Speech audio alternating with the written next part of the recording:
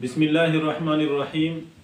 ناظرین، اس سے پہلے میں نے احرام باندھنے کے بارے میں مسئلے کی وضاحت کی تھی کہ کہاں سے باندھنا ہے اور اس کے باندھنے کا طریقہ کیا ہے، کیا عمل کرنا ہے احرام باندھتے ہوئے۔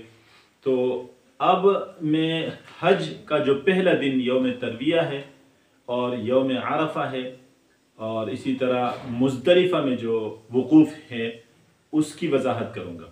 پاکستان سے جو حضرات حج کے لیے جاتے ہیں وہ مکہ جب پہنچ جاتے ہیں تو وہ عمرہ کی ادائیگی کرتے ہیں، اس لیے کہ یہ تمتع حج کی ادائیگی کر رہے ہوتے ہیں۔ اور حج تمتع کرنے والا انسان جب احرام باندھتا ہے تو وہ عمرہ کا احرام باندھتا ہے، عمرہ کی ادائیگی کے بعد وہ حلال ہوتا ہے، احرام کھول کر وہ حلال ہو کر رہتا ہے۔ تو لہٰذا جو حاجی پاکستان سے مکہ پہنچ چکے ہیں انہوں نے عمرہ کی ادائیگی کی ہے، عمرہ کی ادائیگی کے بعد وہ حلق کر کے احرام کھول کر مکہ میں عزیزیہ میں رہتے ہیں۔ اب وہ حج کے لیے آ رہے ہیں تو کیا کریں گے؟ تو حج کے لیے 8 ذی الحجہ کی 8 تاریخ کو حج کا عمل شروع ہوتا ہے۔ تو 8 ذی الحجہ جب فجر کی نماز پڑھیں گے، سورج جب طلوع ہو جائے گا تو جس کمرے میں وہ رہتے ہیں عزیزیہ کے علاقے میں، جو یہ حدود حرم کے اندر آتا ہے، حج کے لیے یہ احرام حدود حرم کے اندر سے باندھیں گے، باہر سے باندھنا درست نہیں ہے۔ لہٰذا جس کمرے میں وہ رہتے ہیں اپنے کمرے سے وہ احرام باندھ کر مینا کی طرف جا سکتے ہیں، یا پھر مسجد حرام میں آ کر افضل طریقہ یہ ہے کہ وہاں سے احرام باندھ کر وہ مینا کی طرف چلا جائے۔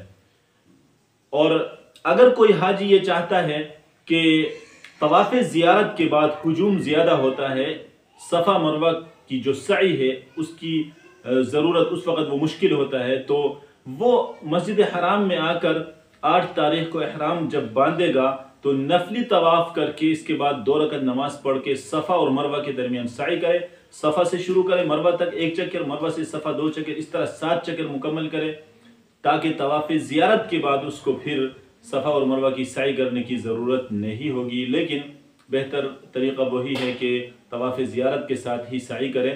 تو مسجد حرام سے یا عزیزیہ میں اپنے کمرے سے احرام باندھ کر حاجی جب مینا کی طرف چلا جائے گا تو مینا میں 8 تاریخ ذی الحجہ کی ظہر کی نماز وہاں پڑھے گا، ظہر کی نماز سے پہلے وہاں پہنچ جائے، پھر عصر، مغرب، عشاء، پھر رات وہاں قیام کر کے فجر کی نماز بھی وہاں پڑھے۔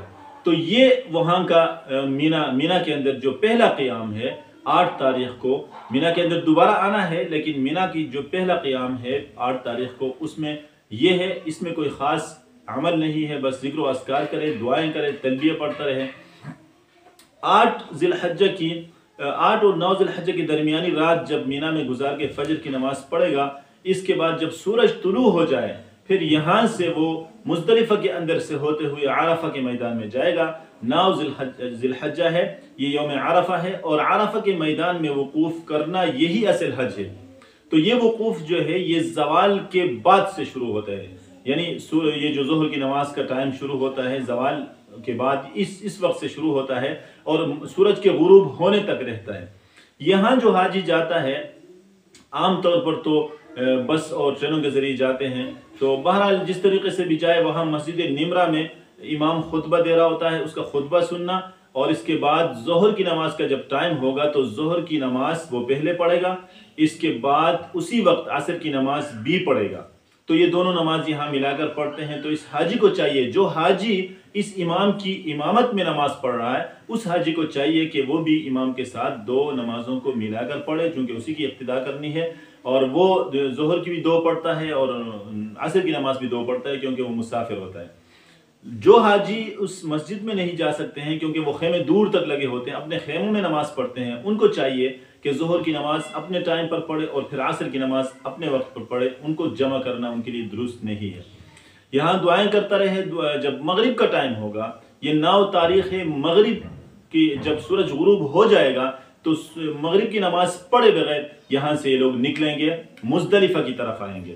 مزدلفہ میں جب پہنچ جائیں گے تو اس وقت عشاء کا ٹائم ہو چکا ہوگا یا اس سے بھی کچھ دیر ہو چکی ہوگی، تو عشاء کی نماز کے وقت میں مغرب کی نماز اور عشاء کی نماز پڑھیں گے۔ یہاں کسی امام کے پیچھے پڑھنا ہے یہ مسجد مزدلفہ کے اندر بھی مسجد ہے، مسجد کے امام کے پیچھے پڑھنا ہے یا پھر اپنے خیموں میں پڑھنا ہے؟ خیمے تو نہیں ہوتے، وہاں میدان میں قیام کرنا ہوتا ہے، تو اپنی جگہ پڑھنا ہو، الگ پڑھنا ہو، یہ سب جو ہے دونوں نمازوں کو جمع کر کے پڑھیں گے۔ ایک اذان ایک اقامت کے ساتھ یہ دو نمازیں پڑھی جائیں گی۔ مغرب کی نماز کے بعد سنتیں نہیں پڑھیں گے، عشاء کی نماز پڑھیں گے، پھر یہ ساری سنتیں عشاء کی نماز کے بعد پڑھی جائیں گی۔ تو یہ جو ہے پھر یہ رات یہاں آپ قیام کریں گے، چونکہ میدان عرفہ میں آپ نے دعائیں مانگی ہے، تھکاوٹ آپ کو ہوئی ہے، تو آپ یہاں سو جائیں۔ اصل جو قیام ہے، یہ وقوف ہے مزدلفہ کا، وہ صبح صادق سے لے کر سورج کے طلوع ہونے تک یہ واجب ہے۔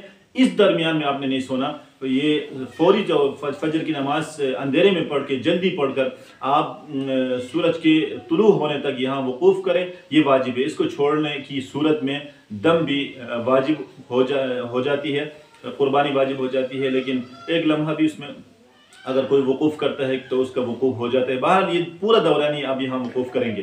پھر یہاں سے آپ پھر مینا کی طرف جانا ہے۔ یہ جو مزدلفہ کا جو قیام آپ نے کیا، یہ 9 تاریخ کے بعد 9 اور 10 تاریخ کے درمیانی جو رات ہے، یہ رات تھا۔ تو مزدلفہ میں آپ نے یہاں یہ قیام کیا، وقوف کیا۔ جب سورج جو ہے وہ طلوع ہو گیا، اس کے بعد آپ یہاں سے آپ نکلیں گے۔ یہاں سے نکلنے سے پہلے آپ یہاں سے کنکریاں اٹھا کر لے جائیں گے، کیونکہ آپ نے یہ 10 تاریخ ہے، اس 10 تاریخ کے اندر آپ نے مینا کے اندر دوبارہ جانا ہے۔ تو اس میں آپ نے جو عمل کرنا ہے وہ رمی کا عمل ہے، پہلا عمل رمی کا ہے۔ اور یہ ہم یہاں تک یہ میں نے وضاحت کی۔ اس کے بعد جو ہے 10 تاریخ کو کیا عمل ہے، 11 کو کیا ہے، 12 کو کیا ہے عمل ہے، یہ 3 دن آپ کے پاس حج کے رہتے ہیں۔ اس کے بعد آپ حج سے فارغ ہو جائیں گے۔ اس کی وضاحت اگلی ویڈیو میں کروں گا۔ السلام علیکم ورحمۃ اللہ وبرکاتہ۔